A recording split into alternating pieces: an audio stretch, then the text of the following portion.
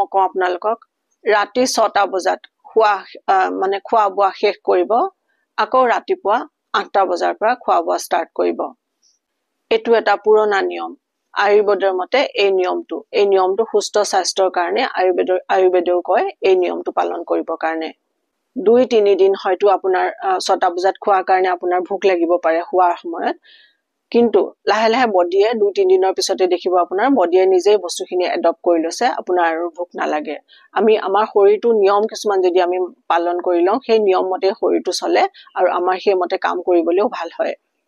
আপোনাৰ ঘৰৰ সকলোৰে হয়তো বেলেগ বেলেগ প্ৰবলেম আছে কাৰোবাৰ হাৰ্ট প্ৰবলেম আছে কাৰোবাৰ সুগাৰ প্ৰবলেম আছে কাৰোবাৰ এচিডিটি প্ৰবলেম আছে কাৰোবাৰ মাইগ্ৰেনৰ প্ৰবলেম আছে হয়তো সকলোৰে বেলেগ বেলেগ প্ৰবলেম আছে কিন্তু সলিউশন এটাই ৰাতি সোনকালে খাব লাগে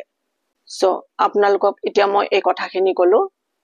কিবা যদি কোৱেশ্চন আছে মোৰ ভিডিও